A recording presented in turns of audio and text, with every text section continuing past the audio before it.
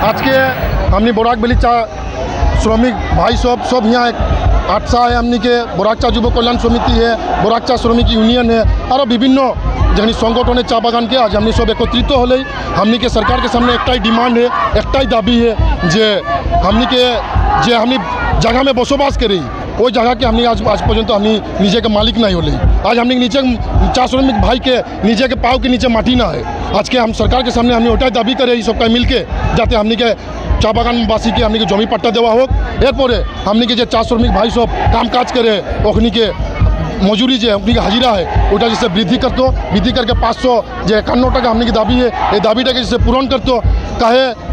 2014 में नरेंद्र मोदी भारत के प्रधानमंत्री माननीय नरेंद्र मोदी जी रामनगर में आई के वो निजे बोल रहे लो जे हम चा श्रमिक भाई सबके हाजिरा बढ़ाई देव, बोराक ब्रह्मपुत्र के हाजिरा हम एक कर देव, किंतु आज के अभी पर्यंत हलो ना सेटा हमने के दाबी है। हमने के जखनी आदिवासी भाई सब जखनी हमने के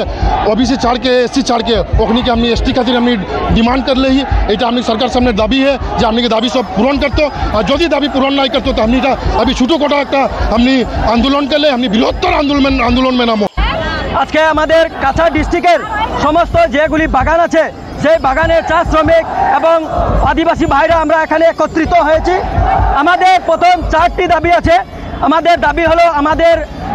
আসামে বসবাসকারী আদিবাসীদের জনজাতিকরণ করতে হবে এবং আমাদের ভূমির পাট্টা দিতে হবে এবং আমাদের 550 টাকা যেটা দৈনিক মজুরি সেটা আমাদেরকে দিতে হবে, যেটা আমাদের এবং আমাদের আরেকটি দাবি রয়েছে যেটা বেসিক্যালি আমাদের বোরাকের দাবি। আমাদের বোরাকের দাবি হলো বোরাক এবং ব্রহ্মপুত্র উপত্যকার মধ্যে যেটা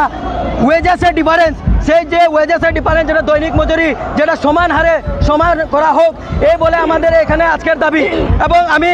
আমাদের আসামের মুখ্যমন্ত্রী হিমন্ত বিশ্ব শর্মাকে বলতে চাই উনি আমাদের 2016 সালে আমাদের স্বর্গীয় প্রদীপ নাগ স্যারের সঙ্গে বসে করে আমাদের এই আদিবাসীর এসটি জনজাতিকরণের কাজ শুরু করেছিল, কিন্তু আজকে 2016 থেকে 2025 বছর হয়ে গেল কিন্তু এখন পর্যন্ত আমাদের আদিবাসীদের ভূমি পাট্টার যে দাবি সেটা যে প্রস্তুতি ছিল সেই প্রস্তুতি এখন পর্যন্ত প্রস্তুতি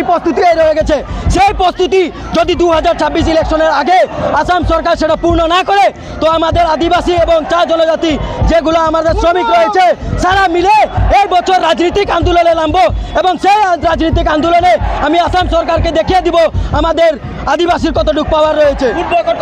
আমরা সব মিলে এই বছর রাজনৈতিক আন্দোলনে নামবে, কি করতে হবে ভোট বয়কট করতে হবে কি করতে হবে সেটা আমরা পরে ডিসিশন নিব, কিন্তু এখন আমরা জানিয়ে রাখলাম যে আমরা রাজনৈতিক আন্দোলনে নামবো যদি আমাদেরকে 2026 ইলেকশনের আগে জনজাতিকরণ ভূমির পাট্টা এবং 550 টাকা হাজিরা দেওয়া না হয়।